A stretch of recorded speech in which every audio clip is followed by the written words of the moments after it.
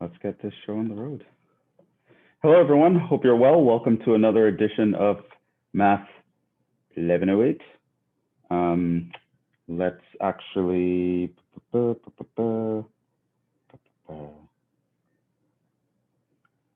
right into it. Okay, there we go. And something I just remembered, which we're going to start out with something else I forgot that I think I wanted to mention that I didn't remember I mentioned.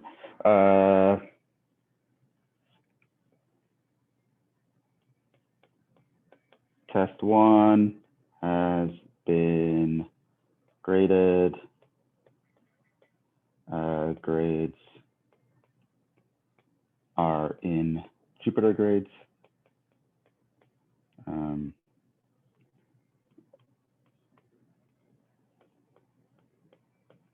Homework has not been inputted yet. I should do that later.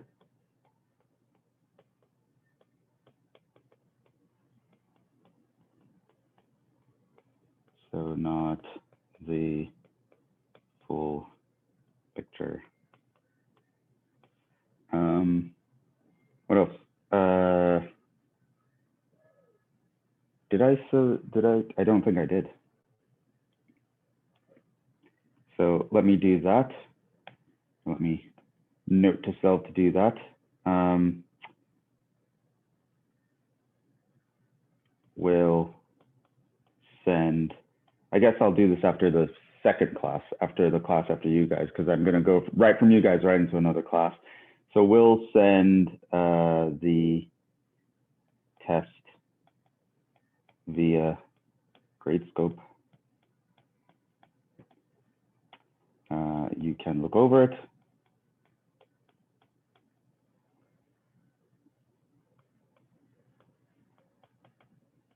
Use the Regrade Request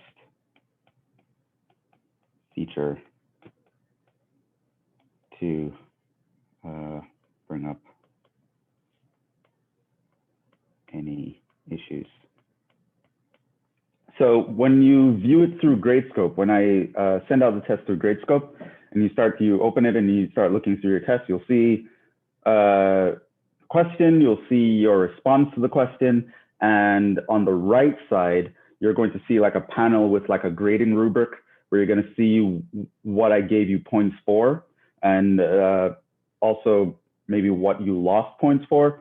And if you have an issue with the grading and you think you should have gotten points that you shouldn't have gotten or something like that, you can just, at the very bottom, I think it's the bottom right corner, just trying to remember how the student account is set up. In the bottom right corner, there's like a button that's called the Regrade Request.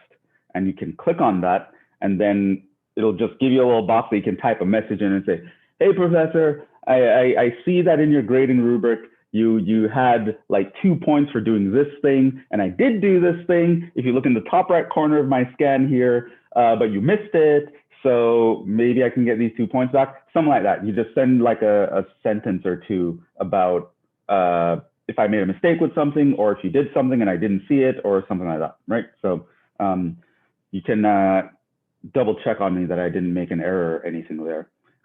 So there's that. So I'd rather, if you have an issue with how your test was graded, that you do that as opposed to like send me a bunch of emails where I have to be checking people's emails and then look. It's much easier that, you know, Gradescope will alert me when someone has a regrade request for a particular problem. And then I can just go into that problem. I can see what you said. The problem is right there. And then I can revise it. So that's what's going to happen. But you probably haven't gotten the email yet from Gradescope. So I will send that out after the second class. I did put in the test grade into Jupyter. Didn't put the homework grade in yet, but I'm going to put the homework grade in as well at some point later today. Okay, so we'll stop there with that. And let's move on. Something I forgot to mention was something that we'll use in the future, and is just generally a very important thing to know if you're dealing with sets, and it's called the Inclusion-Exclusion Principle. So I thought I would deal with that. Now, there is a generalized one but I want to do, I'm gonna close parentheses here. I'll fix that. I wanted to do the one with 2 sets for you guys. And yeah, that's it. So if I were to say, suppose we want to find the size of a union, how do you actually go about doing that? Well, we know what A union B looks like.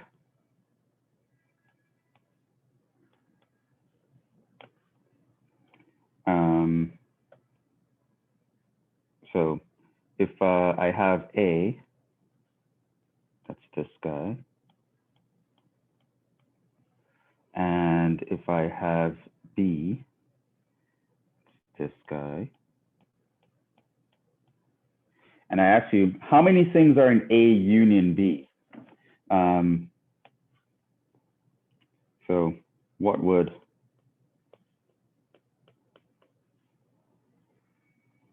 the size of A union B be equal to in terms of other magnitudes?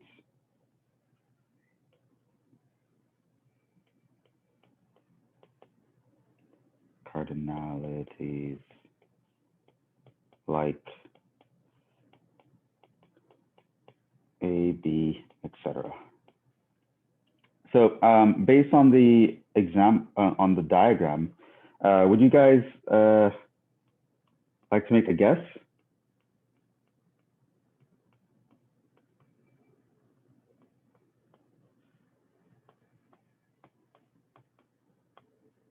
Right? When I combine A and B, how many things are in that set? Right now, one guess that students usually have right away, well, if I'm just combining the sets, won't it just be the combination of the number of elements? So I can just add up the elements in each set. So wouldn't it be something like this?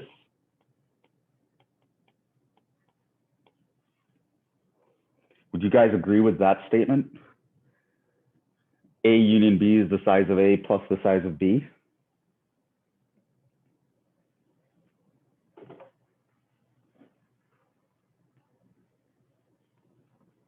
What would you say? Would you subtract the intersection after? Why would you do that? Because they're overlapping. Right. If you look at the picture, you'll notice that if I count A, I count the blue guys, then yeah, I'm counting everything in the A circle. If I count B, I'm counting the red guys. I'm counting everything in the red circle. But notice that there's the little part in the middle is both blue and red guys, which means if I count all the blue guys, I count the guys in the middle. And if I count all the red guys, I again count the guys in the middle. So I counted a section twice, right? I counted the intersection twice, which means I'm over counting. This will actually be larger than the size of the union. So to fix that, I would simply subtract the size of the intersection. And that is called the Inclusion-Exclusion Principle.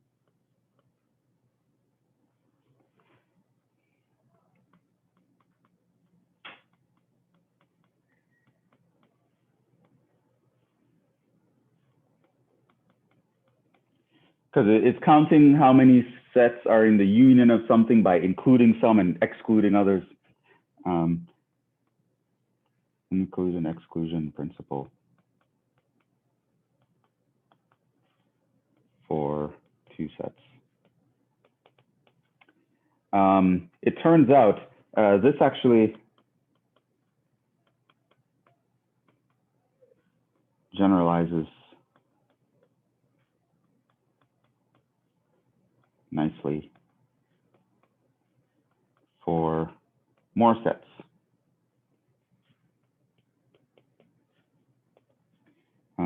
So like the size of the union of n sets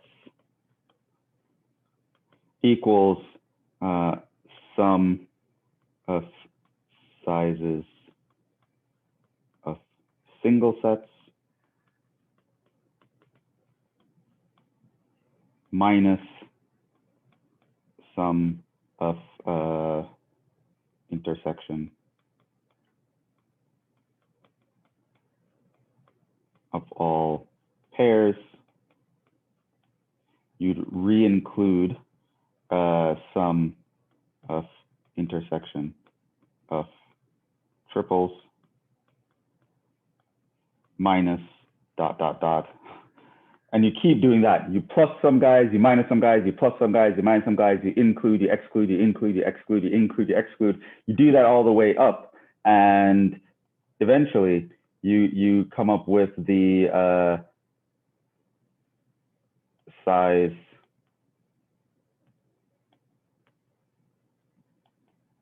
of intersection of all n sets.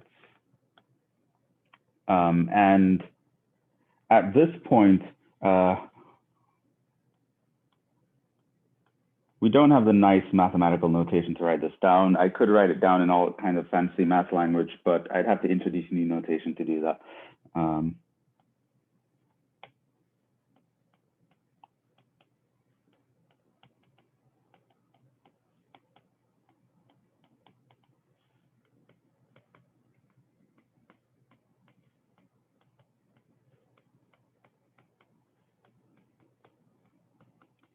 I only expect you to know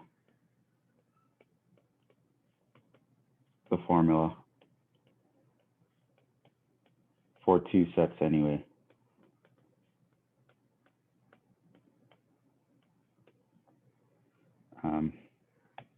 We'll get to that pretty soon, but maybe useful later.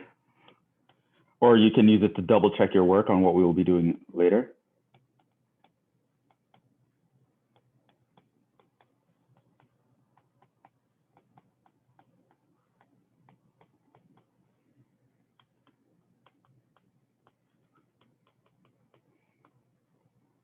Let me tell you what it would look like for three sets.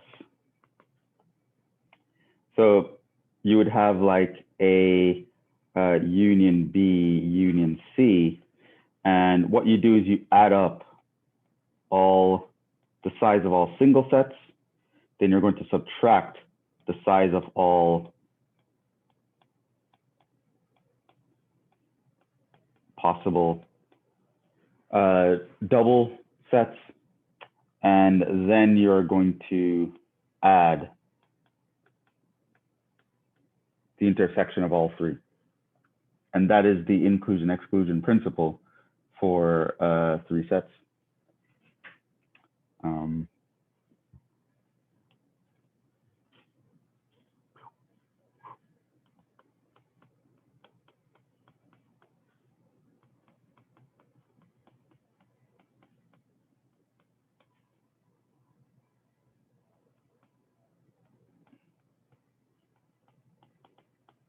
So if you want to know how many things are in the combined sets, that's how you do it. Because sets don't count repeats, you have to be careful about not over counting something or double counting something. And the inclusion-exclusion principle helps you do that. Yeah, so something I wanted to mention last time, but I forgot, I guess. But now what I want to do is I want to continue with the examples from last time, which were some Venn diagram examples.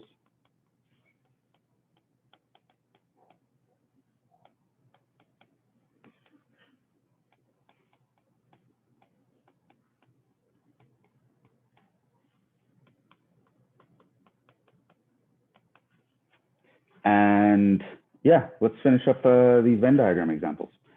So these are question types that are going to be on your next test.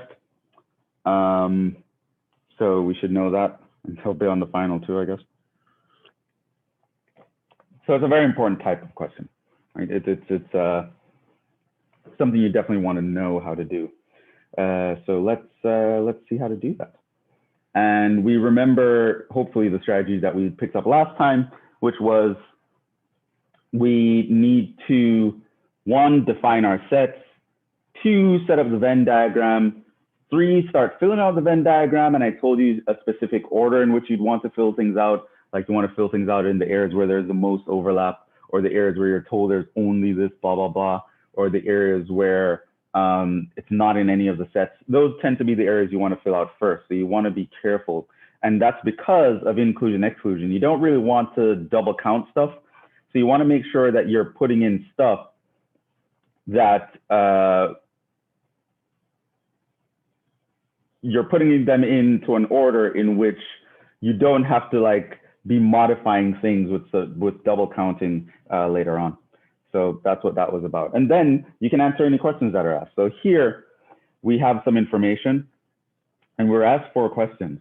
And you'll see that once we actually set up the Venn diagram properly and label it, the answer to these questions is actually going to be pretty easy to get to. So let's actually do that. College has 100 students and 3 majors, right? So there's a very, very, focused university. They only focus on math, English, and physics. That's all they do, right? Given that the college allows students to have multiple majors, right? So you can have a student who double majors or triple majors or something like that. And the fact that 30 students we know major in math, 40 students we know major in English, 50 major in physics, 10 major in math and physics, 20 major in math and English, and 5 major in all 3. 20 students major in physics only. Answer these questions, right? How many students have no major, right? They're just undecided. How many students major in math only? How many students major in math and physics only? How many students major in English only, right? Things of that sort. Let's actually figure that out. Let's figure out the demographics of this made up college I just did. Okay, so here, remember what the first thing we want to do is define sets. So I'm going to be like, let M equals the set of math majors.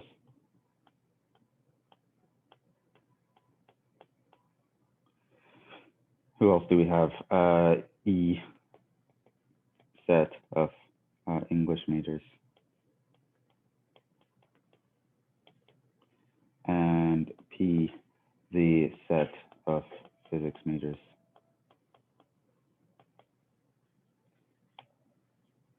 Two, Venn diagram.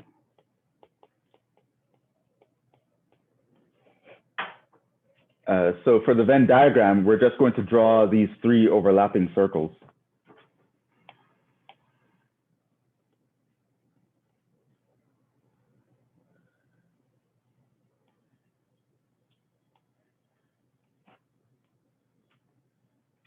For math, physics, English, right? So the box represents the school, and these are the sets that we're talking about. Now we start to fill out the Venn diagram.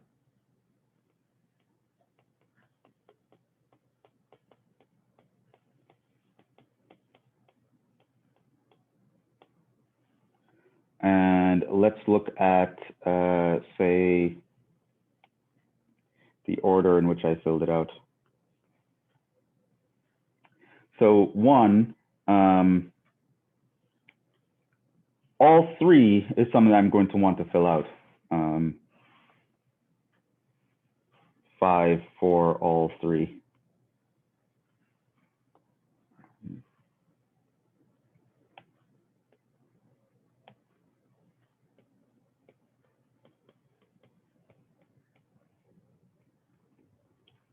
Boom, right? Want to fill out the areas with most overlap, right? Now what else do I know? Notice that there's 20 students in physics only. So 20 for physics only.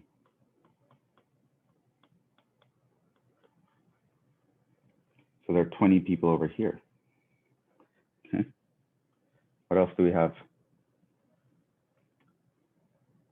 We have, so you see here, so I filled this out first, fill this out second.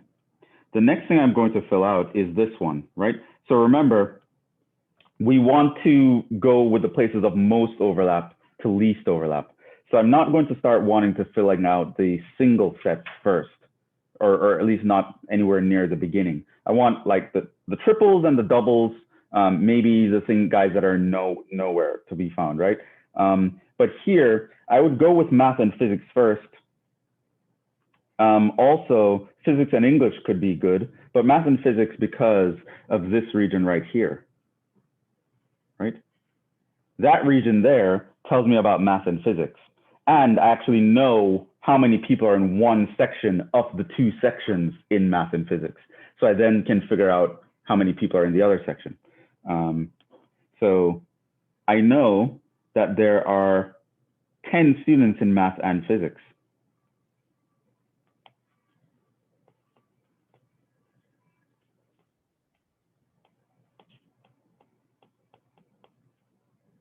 So this means this is going to be 5 over here, because that's going to be 10 minus the 5 that I already have. Who else can I figure out? Well, it's going to be okay to figure out this here, because I know how many are in physics and, did they tell me physics and English?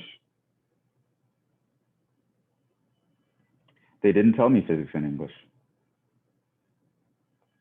But I still can figure it out because they told me how many are in physics.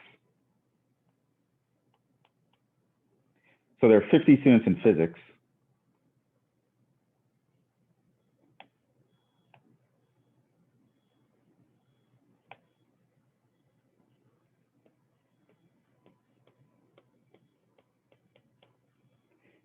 So I know that over here, I need to have 50 minus the 20 minus the 5 minus the 5, right? So over here, I'm going to have 20 also,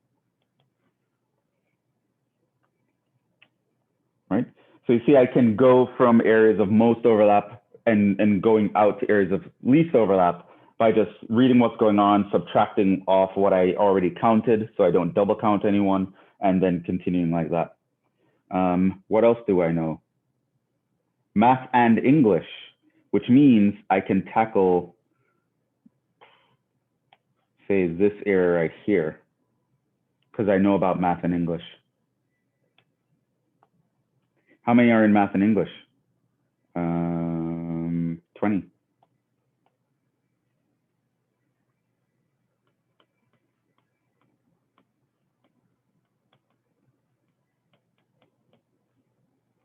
Which means there should be 15 people over here because there's already 5 accounted for in that triple major overlap. So, you know, this is 20 minus 5. Now, of course, you'll notice that the math circle only has one area that I need to fill out. So let's do that. This is the 5th thing I filled out.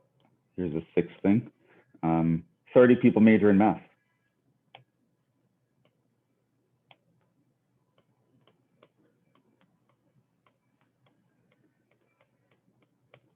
So this is going to be 30 minus 5 minus 5 minus 15. So it's going to be 30 minus 25. They're going to be 5 people over here. Now, how many people are in English? That's the 7th thing I'm going to fill out, and I think that's the last thing. There are 40 people in English, which means that there are 0 people left here.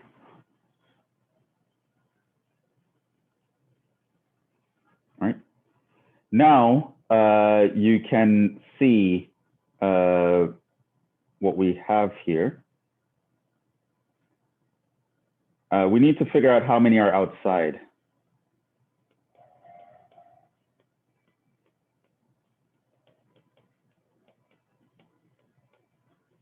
So let's take one of the guys with the most numbers. Let's start with the physics majors.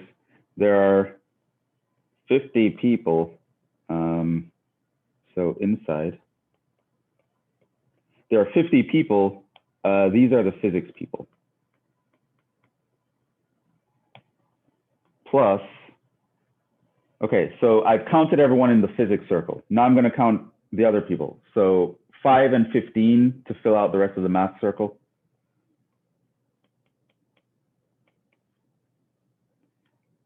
And that's it. There's no one else. So this will be here, math only, and math and English.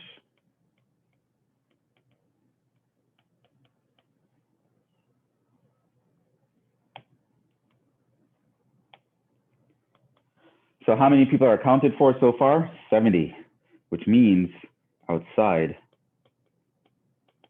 we have 100 minus 70, which is 30. And so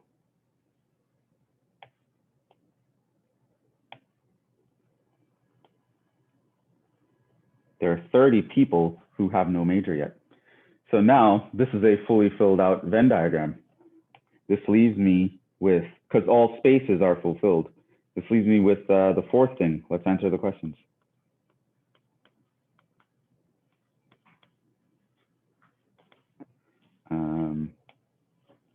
A. So A asks, how many students have no major? Well, that's easy from the picture. It's the 30.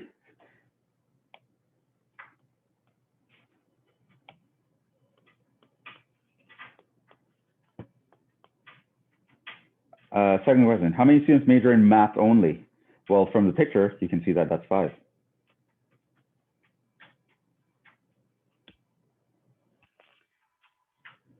Are you guys hearing me okay? Okay, I feel like my headset just did something weird. What else do we have? How many students major in math and physics only? That's 5, and it's the green 5, right? They only major in math and physics. They don't also major in English.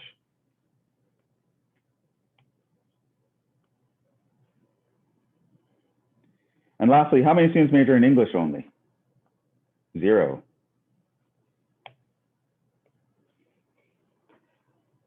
Yeah.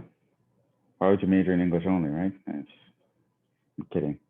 It's not a shot at the English majors. Do what you love.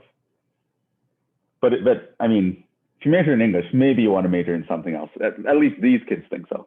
I'm just saying, you know. I'm kidding. It's just a random example. I totally made up these numbers. It just so happened that 0 is in the English only circle. Okay, but hopefully that process kind of showed you guys how to actually go about filling out a Venn diagram.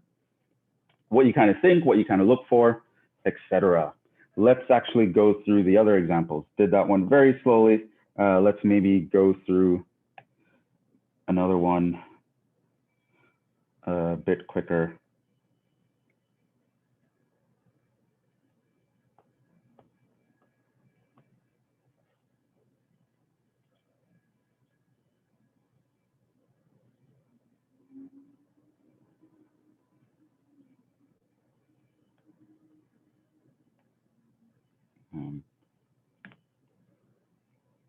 Not sure where I did that.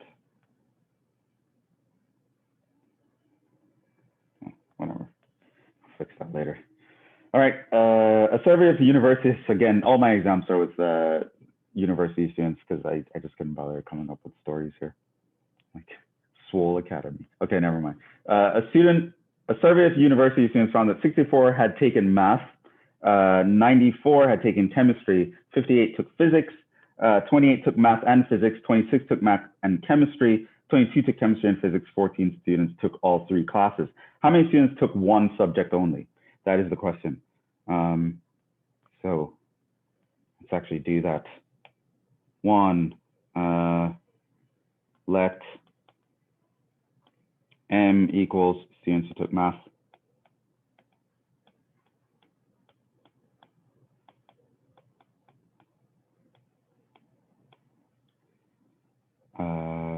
Who else do we have? C equals students who have taken chemistry.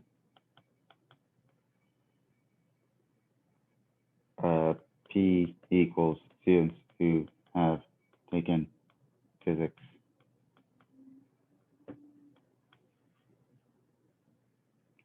first thing. Second thing, I'm going to do the Venn diagram. Box.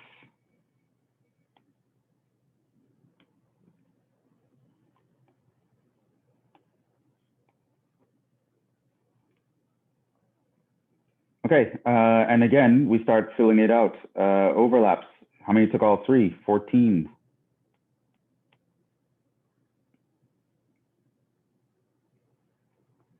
Okay, now let's look at 14 took all three. Let's see, what else do we have? We have that 22 took chemistry and physics. So over here, we're gonna have 22 minus 14. So this is going to be equals 8 people over here.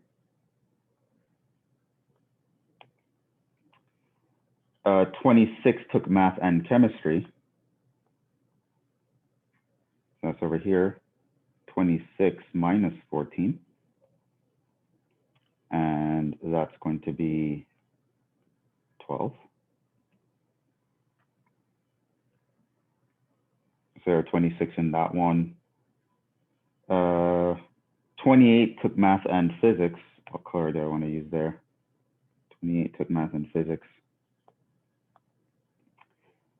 So over here, it's going to be 28 minus 14. So that's going to be 14. Okay. 58 total took physics.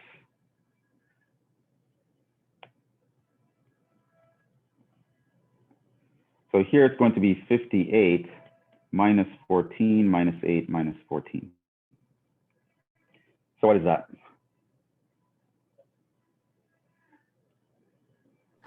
22. 22. What else? What else? I'm running out of. We're running out of different inks. 94 took chemistry, which means I'm going to take 94 minus 12 minus 14 minus 8. How many is that?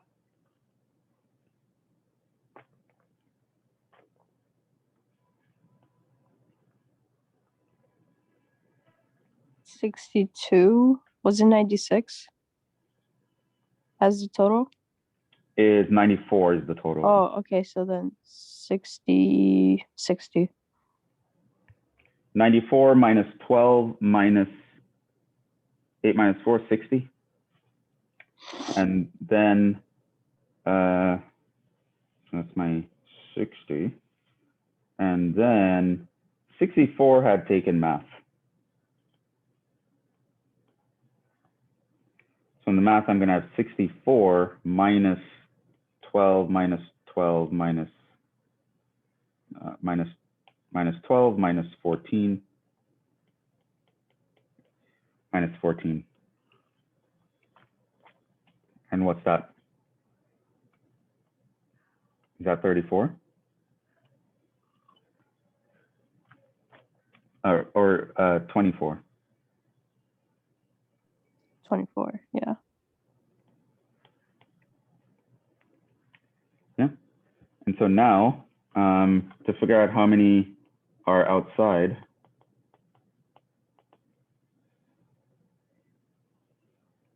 oh, well, we're not told about the outside. There are no outside for the purpose of this problem.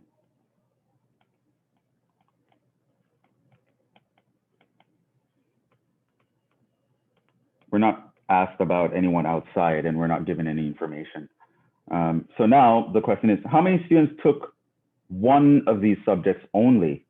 So now let's answer the question.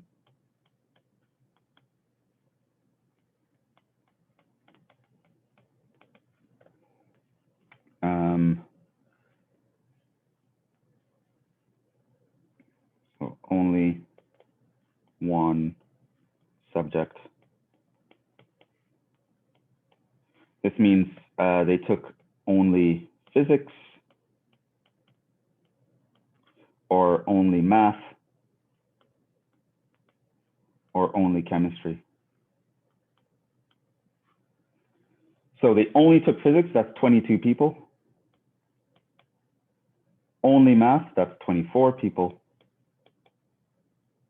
Only chemistry, that's 60 people. So that leaves you with, was that 106?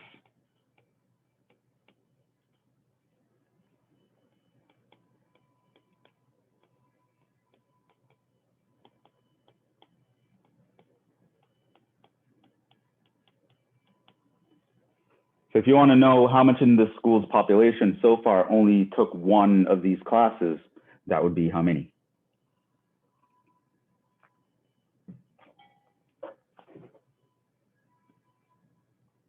I have a lot more stuff to talk about. Like I didn't expect to get through all these, but I was just gonna talk about them. I'm not sure if I can, not sure I want to start that discussion. It's gonna be an interesting discussion though. It's gonna be a lot of fun, at least for me.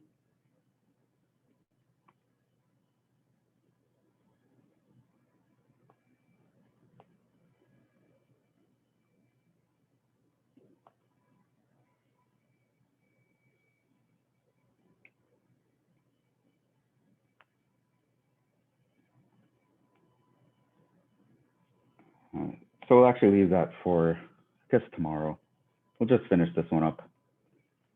But tomorrow, what we're going to do is I'm going to want to move into counting, how to count things with sets, which is where things like exclusion, inclusion, exclusion would come in handy and things of that sort. But I sort of want to motivate counting for what we're going to be using it for, which is probability. So I thought it would be fun to just go through some probability questions, even though I know I haven't taught you yet. That's why it's going to be fun for me. And I'm going to like ask you guys, so what do you think the probability is? You know, I'm going to tell you just a basic notion of probability and then just ask you guys, oh, what do you think the probability is going to be? And then laugh at you guys when you get it wrong. And then I'm going to like, okay, here's how you get it right. Here's how what you look at, right? So that's going to be tomorrow. I think it's going to be a lot of fun. So you just like watching for us now. suffer then, basically? Yeah, just watch you suffer and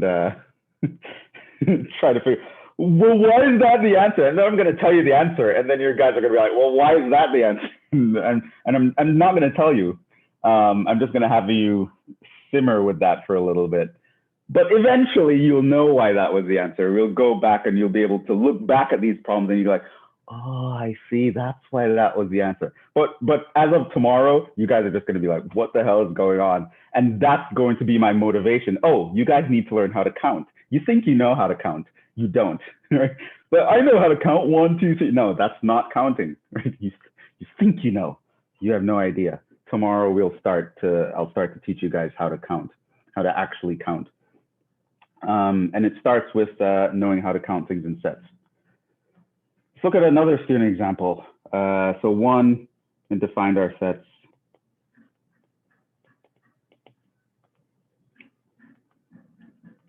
"100 students in this school. 25 students play the piano. Let P equals set of students who play the piano.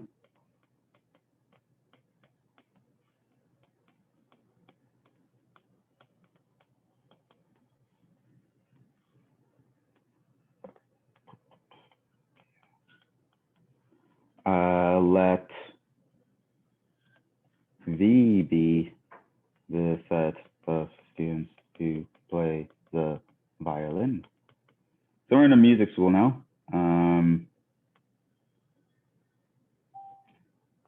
And we're just really focusing on the students who play either pianos or violins. And whether or not they're classically trained or conservatory. Okay, so now let's look at this. All right. 100 students in the school, 25 play the piano, 35 students play the violin. I don't fill those out first.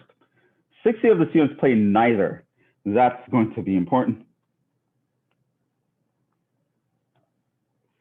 right? So now I know that 60 goes out here. So here's the thing. I know that 25 students play the piano, 35 students play the violin. They didn't tell me how many play both. They didn't tell me how many play only one. How do I go about figuring out how to spread those numbers here? Maybe establishing what you know first. That Which is? 35 students play violin, so that's 25 students play piano. Yeah. So a maximum that play both is 25. Okay. How do I use that to my advantage here? It would go somewhere in the Venn diagram. Yeah, but so what I know so far, what you're telling me is I know that the people over here plus the people over here should add up to 25. Yeah. Yeah, but who goes where? Would the 25 go in the middle? Right, but if 25 goes in the middle, what you're saying is that there's 0 people over here. And do we know that for sure? Well, technically, couldn't 25 play piano and 25 could play both as well? Maybe not. You mean 25 play only piano, like a 25 being over here? Because what that would say is that in the P circle, there are actually 50, right? So that won't work. There are a couple ways to do, yes? How about, okay, so you know how there's a total of 100 students in the school, so 100 minus 60, so 40 is left. Mm-hmm. And then that after that, I don't know what you do after that. I guess you can subtract 40 minus 20. I don't know. Yeah, Yeah. 40. So I mean, there are a couple ways we can do this.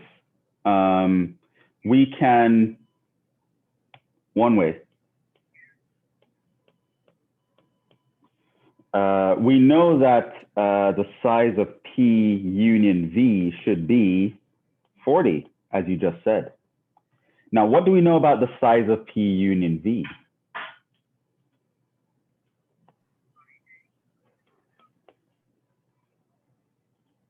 We know the inclusion-exclusion principle, don't we? We learned that just today.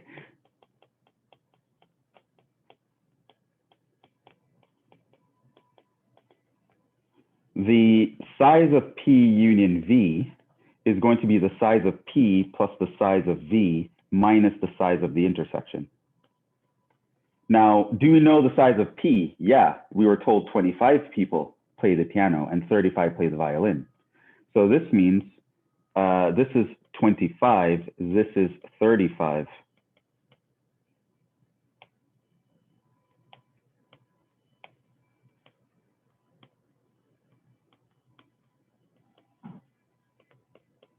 And this one is 40, right? So I can use the inclusion-exclusion to actually figure out the intersection. So this means that the size of the intersection is going to be 25 plus 35 minus 40. So that is going to be, is that 20? So that's 60 minus 40. So that tells me that there are actually 20 people in here, which now makes it clear that there are 5 people over here, and also that there are 15 people over here. Because this is 35 minus 20, and this is 25 minus 20. And the 20 figured out by inclusion-exclusion.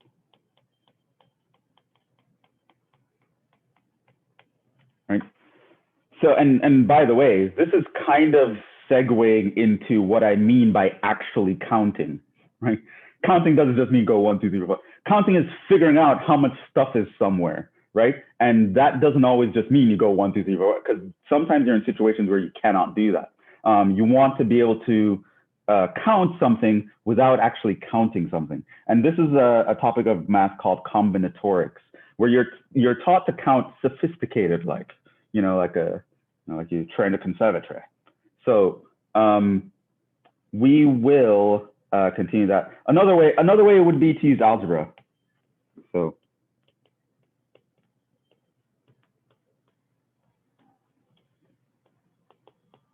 So if someone didn't know about inclusion-exclusion, or you just forgot about it on the test, you could use algebra, right? So you have something like,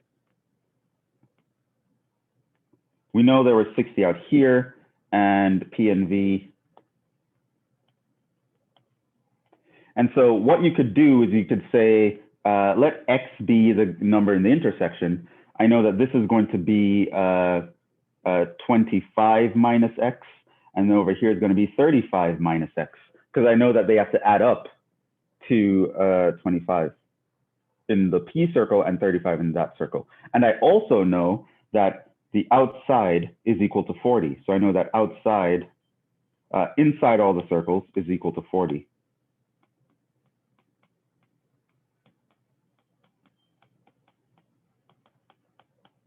And so that would mean that 40 is what I'm going to get if I take the 25 minus X plus the X plus the 35 minus X.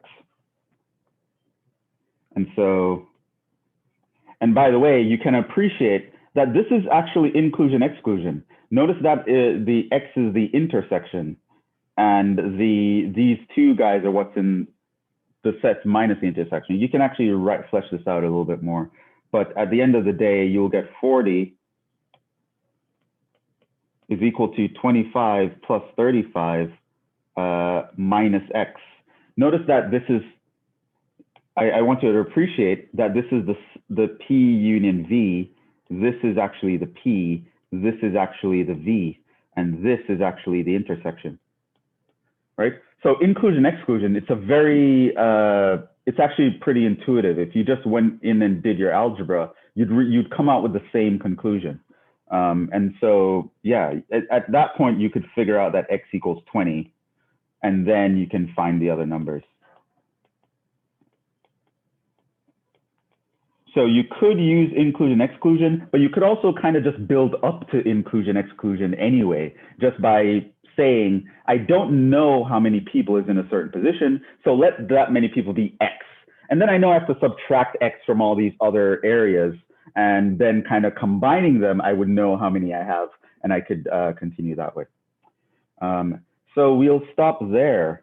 And obviously here, knowing how to count is very useful in solving the problems, which we'll actually get to later tomorrow with these examples here. But for now, we will stop there. Like I said, your grades are already in Jupyter. I will send out the test via Gradescope, where you'll be able to go in, you'll be able to specifically see how your points were gotten, like what I gave you for which, and then if you have issues, you can actually send out a grading request. But I'll do that after my second class, because I'm running right into one now. So at some point after like, gonna be 9:30 to 10:30, like some around 10:30ish, else you should see an email from Gradescope. But for now, let's actually stop there. Thank you for your time and attention. Hopefully that was helpful, and I will see you guys in the next one.